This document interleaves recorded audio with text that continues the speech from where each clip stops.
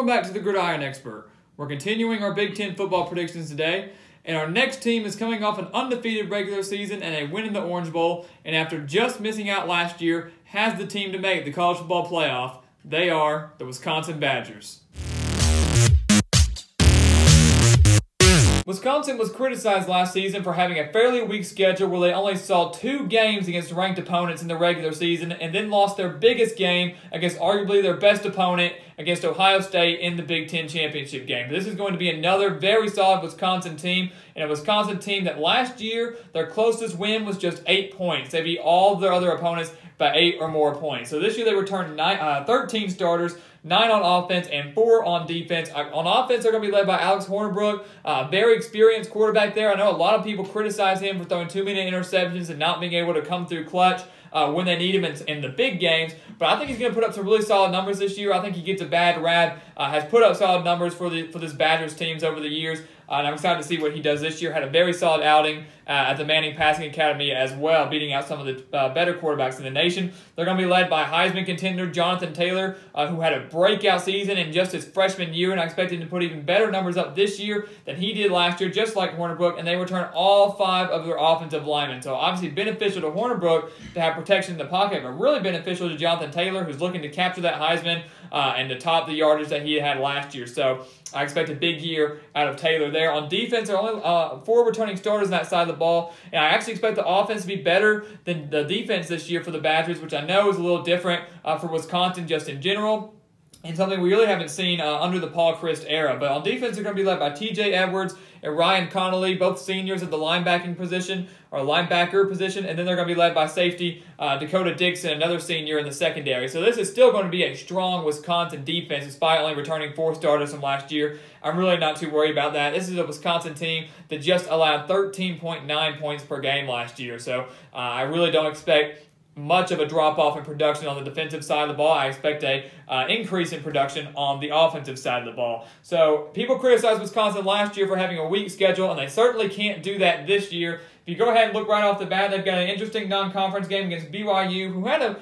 down year last year, but still a solid independent team that they're going to face. On the road at Iowa, on the road at Michigan, on the road at Penn State. So 3 big-time road games against solid Big Ten teams, 2 of the better teams coming out of the Big Ten East, and Iowa certainly not an easy place to play. They open the season against Western Kentucky, and I'm not too worried about either of these 2 games for Wisconsin. I think they get 2 fairly easy wins over Western Kentucky and New Mexico. Good tune-ups to prepare for these bigger games that they're going to have. BYU, a team that went 4-9 last year, was pretty shocking that they were going to do that bad. They had a horrible schedule last year, very, very tough, so it was understandable. But hopefully they're going to be able to bounce back this year. 14 starters returned for them. But last year on the road, Wisconsin won this game 40-6. This year it's at home. I just don't see BYU, despite having a strong secondary and despite having an experienced quarterback, if he can stay healthy, and Tanner Mangum. But I just don't see BYU coming in to Camp Randall Stadium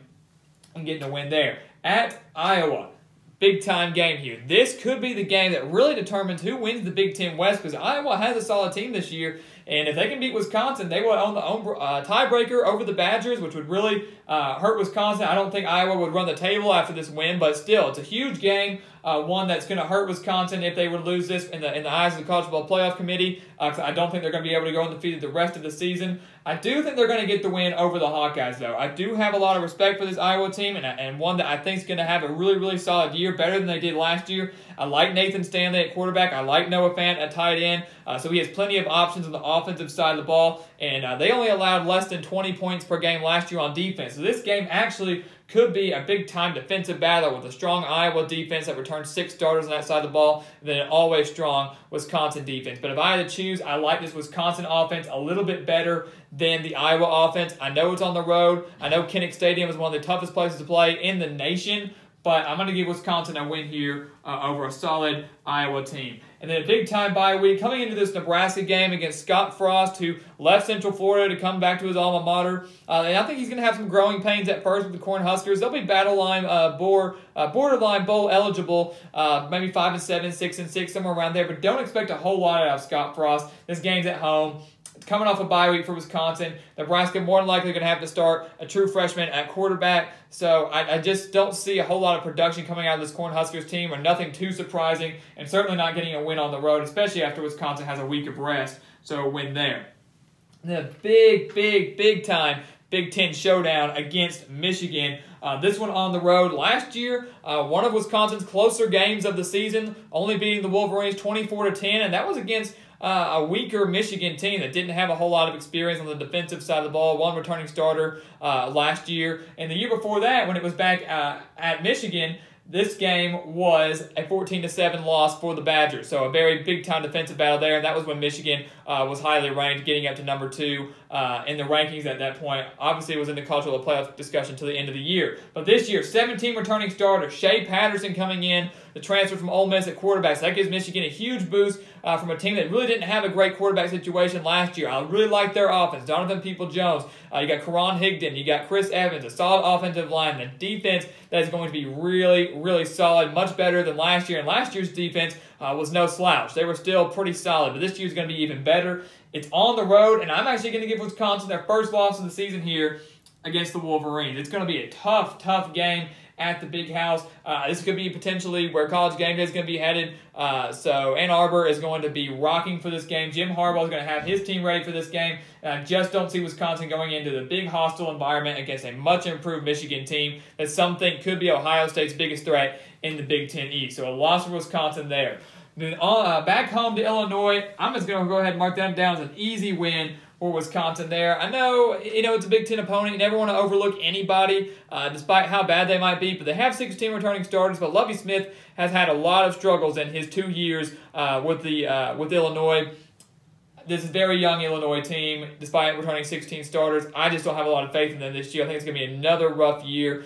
Lovie Smith could be out of a job here. I wouldn't get rid of him yet because you have to build that talent there. In Illinois, not known for having a lot of talent, but regardless, a win for Wisconsin there. On the road at Northwestern. This was another one of Wisconsin's closest games last year, and this one was at home last year. They only won that game by 9 points, and that game was actually a 7-point game with about a minute left before Wisconsin getting a late safety to make it a 9-point victory. This game on the road at Northwestern, they returned 14 starters, including their quarterback in Clayton Thorson, who's going to be the leader of this team and really, I think, it's going to determine how good the season's going to be for the Wildcats this year. Certainly not going to be another 10-win season like they had last year, but could still be a solid year for them. I really am a big fan of Northwestern's defensive line and their secondary. I don't expect much production from their defensive line against a strong Wisconsin offensive line, but their secondary, if they can force a couple of turnovers from Hornibrook, who has had issues with that in the past, throwing 15 interceptions last year, maybe Northwestern can pull off the upset at home, but right now I don't really see it. I like Wisconsin's offense just a little bit too much,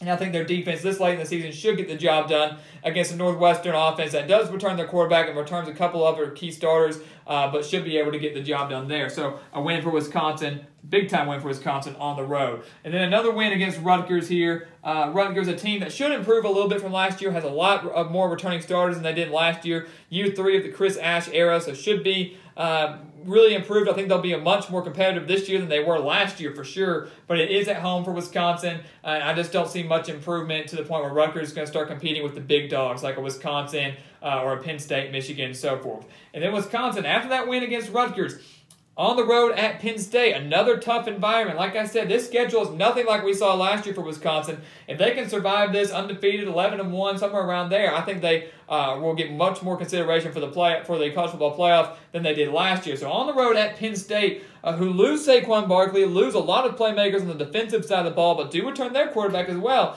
in Trace McSorley. Despite this game being on the road, I like Wisconsin in this one. I like their offense more than Penn State's. I think they have a lot more experience on that side of the ball.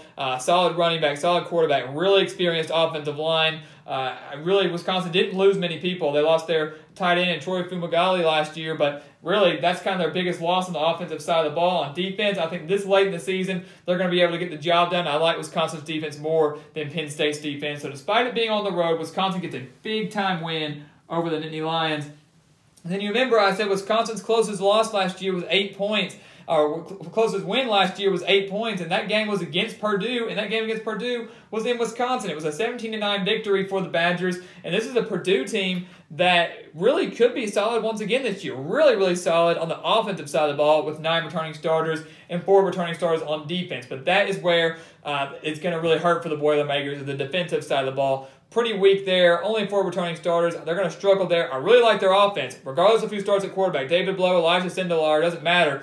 Jeff Brom has done a great job with his Boilermakers team in just 1 year, getting them to 6-6 and a bowl win over Arizona. Despite it being on the road, I think this game is competitive because I think this Purdue team gets their defense rolling a little bit.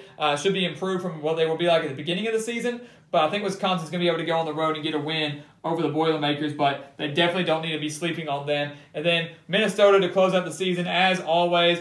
Wisconsin on a bit of a streak there against Minnesota. And this is a P.J. Fleck team that should get to a bowl game, I would think. They were much better last year than their 5-7 record indicated, but it is at Wisconsin. They do have some issues at quarterback. I really do like Rodney Smith and Tyler Johnson, some of those guys on their offense, and the defense should once again be fairly strong. So P.J. Fleck, I think, is going to really improve this Golden Gophers team, but I don't see them coming on the road and getting the win over Wisconsin. So another win for them. I don't think it's going to be too competitive. I think Wisconsin shut them out 31-0 last year. So you can't really, I don't see them making a jump, especially on the road, from a 31-0 shutout to a potential win. I just don't see it happening. So 11-1 for Wisconsin on the year this year. Their lone loss coming to a tough Michigan team. This record should be good enough, will be good enough, because I don't see Iowa going undefeated. Should be good enough to get them to the Big Ten championship game, more than likely against Ohio State, but it could be against Michigan, Penn State, or Michigan State. They have a very tough division, much tougher in the East than it is in the West. But should be good enough to get them to the Big Ten championship game. And if they get the win over Ohio State or whoever it is from the East, should get in to the college football playoff despite having that one loss to Michigan, because that strength of schedule this year much better than it was last year, and their lone loss would be to a very, very solid Michigan team. No slouch at all. So I think if Wisconsin goes 11-1 and wins their conference, it's an automatic lock for the college football playoffs. So that regardless of that loss early on in the season, we'll still be eligible for that, and no one can complain about Wisconsin's schedule this year. So as always, please go check us out on Twitter at Gridiron Expert, on Instagram at The Gridiron Expert, and always here on YouTube. Please continue to like, comment, and subscribe, and we will see you next time on The Gridiron Expert.